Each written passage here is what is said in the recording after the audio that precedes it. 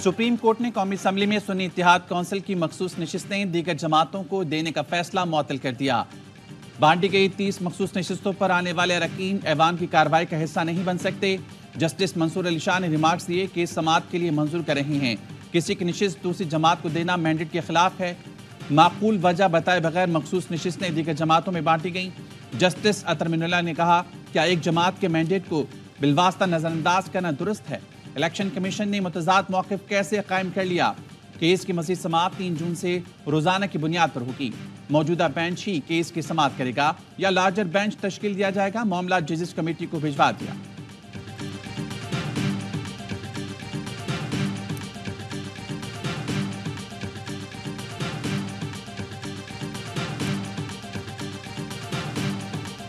हुकूमत आईन में तरमीम करने जा रही थी, हुकूमत नाकाम होगी और वो 2/3 मेजॉरिटी से महरूम है। वो पुराने वाले वो नहीं खोले, फ्यूचर में ये लोग वोट नहीं कर सकते किसी भी किस्म की कानून साजी में। हमारे पास ये सीटें आनी है या फॉर द टाइम बिंग वो लोग अपने वोट कास्ट करने से रुक गए।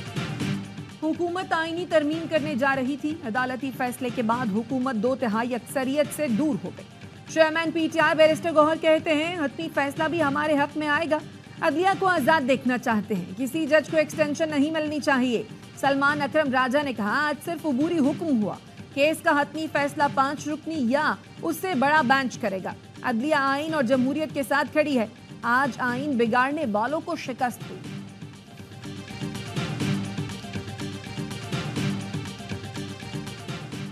मखसूस नशिस्तों पर सुप्रीम कोर्ट के फैसले ने हुक्मरान इत्तेहाद की 2/3 अक्सरियत खत्म कर दी। सुन्नी इत्तेहाद कौंसिल की 22 नशिस्तें हुक्मरान इत्तेहाद में तकसीम की गई थीं। मुस्लिम लीग नून को 16, पीपल्स पार्टी को 5, मुत्तहिदा कौमी मूवमेंट और JUIP को 1-1 मजीद नशिस्त दी गई थी। स्पीकर कौमी असम्बली ने पार्लिमानी रहनुमाओं का इजलास 8 मई को तलब कर लिया। बजट इजलास समेत पहले पार्लिमानी साल के कैलेंडर को हतमी शक्ल दी जाएगी। ये वक्त हमारा ज़ाया क्यों किया ये इस कमीशन ने, ये क्या कर रहे हैं? And what is this commission do?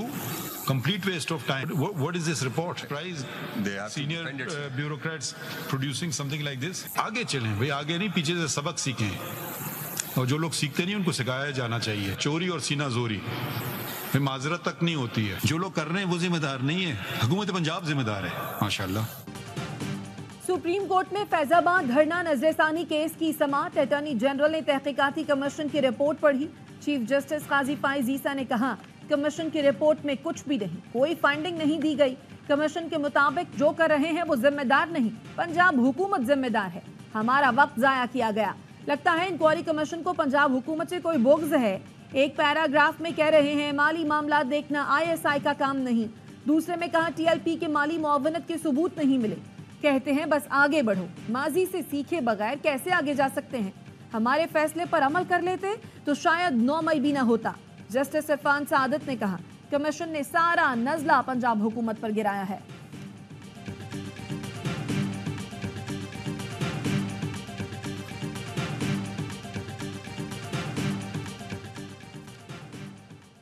लगता है फैजाबाद धरना कमीशन का काम सिर्फ फैज हमीद को बरी करना था। हमने तो फैसले में कहीं भी उनका नाम नहीं लिखा था। आउट ऑफ पेज जाकर इस जेंटलमैन को रिपोर्ट में बरी क्यों किया जा रहा है? चीफ जस्टिस काजी फाइज ईसा के रिमार्क्स पूछा क्या इन्होंने फैज हमीद को तलब किया था? अटॉर्नी जनरल ने कहा मेरी समझ के मुताबिक उन्होंने तहरीरी जवाब भेजा था।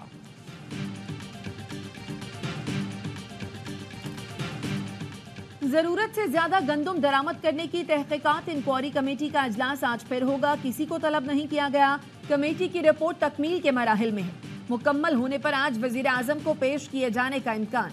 कायद नून लीग नवाज शरीफ ने गंदम के मामले पर आज हंगामी इजलास बुला लिया। वजीर आजम, वजीर खुराक पंजाब, सेक्रेटरी खुराक शरीक होंगे। जराये का कहना है गंदम के मामले पर फैसला नवाज शरीफ करेंगे।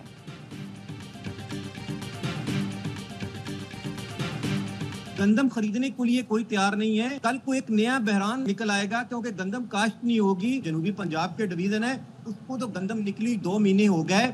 आधी से ज्यादा मिडल मैन और फ्लोर मिल ने खरीद ली है 2800 में 3000 में। कल को जब ये रेट बढ़ा देंगे तो मेरे किसान के हाथ से तो गंदम चली जाएगी। पंजाब में सरकारी सतह पर गंदम की खरीदारी शुरू ना हो सकी। किसान इत्तेहाद के रहनुमा खालिद हुसैन का कहना है किसानों से कौड़ियों के दाम गंदम खरीदी जा रही है। جی ٹی روڈ کے ساتھ ریلوے ٹریک پر بھی احتجاج کریں گے۔ خیبر پختونخوا حکومت کا کل سے 3 لاکھ میٹرک ٹن گندم کی خریداری شروع کرنے کا اعلان۔ وزیر خوراک ظاہر شاہ کہتے ہیں کاشتکاروں سے 3900 روپے کے حساب سے گندم خریدیں گے۔ 22 مراکز بنائے ہیں۔ خریداری پہلے آئیں پہلے پائیں کے اصول پر ہوگی۔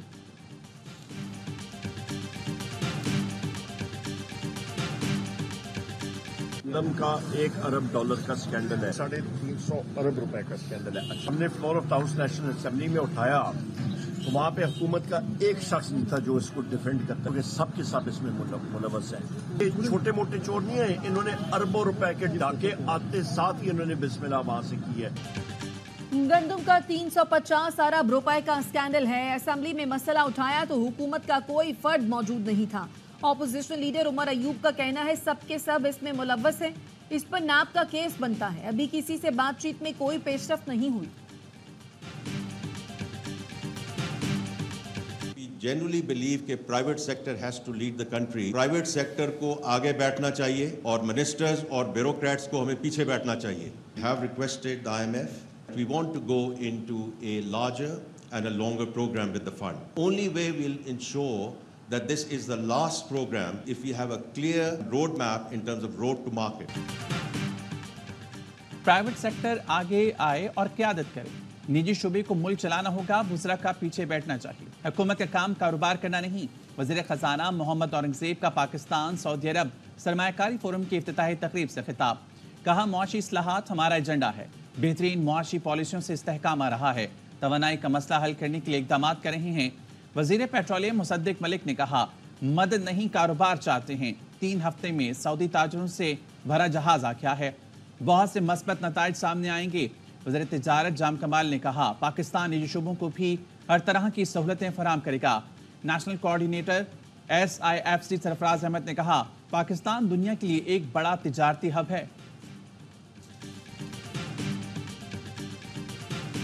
Saudi government and Saudi companies, Pakistan is considered a high priority economic investment and business opportunity. We would like to see Pakistan as one of our leading international partners. سعودی عرب پاکستان کو معاشی طور پر مضبوط دیکھنا چاہتا ہے۔ ہم سمجھتے ہیں پاکستان سرمایہ کاری کے لیے انتہائی موزوں ہے۔ سعودی نائب وزیر سرمایہ کاری ابراہیم بن یوسف المبارک کا سرمایہ کاری فورم سے خطاب۔ کہا بڑی تعداد میں پاکستانی سعودی عرب کی ترقی میں کردار ادا کر رہے ہیں۔ سعودی ولی عہد شہزادہ محمد بن سلمان کا رواں ماہ دورہ پاکستان کا امکان۔ ذرائع کا کہنا ہے دورے کی حتمی تاریخ رواں ہفتے طے پا جائے گی۔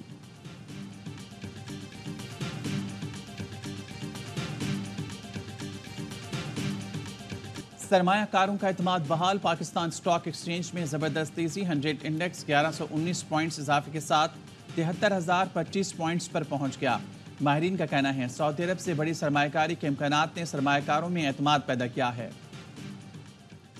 اسلام آباد ہائی کورٹ کی وزارت داخلہ کو قیصرہ الہی کی درخواست پر فیصلے کی ہدایت۔ پرویز الہی کے طبی معائنے اور سب جیل منتقلی درخواست کا تحریری فیصلہ جاری۔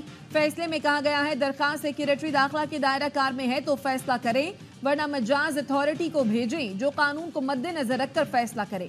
سپرنٹینڈنٹ جیل پرویز الہی کے اطمینان کے مطابق طبی معائنے کی سہولت دیں۔ 1 ہفتے میں 1 بار پرویز الہی کی فیملی ڈاکٹر کو ملنے کی اجازت دی جائے۔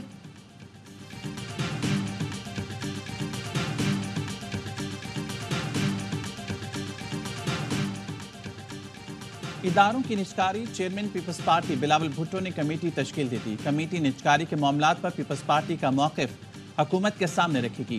کمیٹی میں شری رحمان، نوید قمر اور سلیم مانوی والا شامل ہیں۔ وزیر داخلہ محسن نقوی کہتے ہیں اپریل میں لیسکو میں اوور بلنگ نہیں ہوئی، باقی ڈسکو میں بھی اوور بلنگ کافی حد تک رکی ہے۔ وزیر داخلہ محسن نقوی کہتے ہیں گندم کی درآمد کا فیصلہ وفاقی حکومت کرتی ہے۔ لوگوں کی خواہش ضرور ہے کہ میرے خلاف کوئی انکوائری ہو جائے، میں نے کوئی غلط کام نہیں کیا، میرے خیال میں حکومت کی کوئی بدنیتی نہیں تھی۔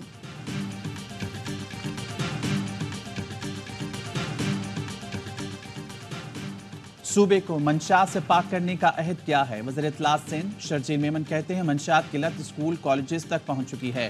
صدر آصف علی زرداری نے کہا ہے دہشت گردوں کی فنڈنگ کے تانے بانے بھی منشیات فروشوں سے ملتے ہیں۔ انہوں نے سختی سے تاکید کی ہے کہ منشیات فروشوں کے خلاف ایکشن لیں۔ آئس اور کرسٹل کا نشہ انسان کو جانور بنا دیتا ہے۔ انسان کے سوچنے سمجھنے کی صلاحیت ختم ہو جاتی ہے۔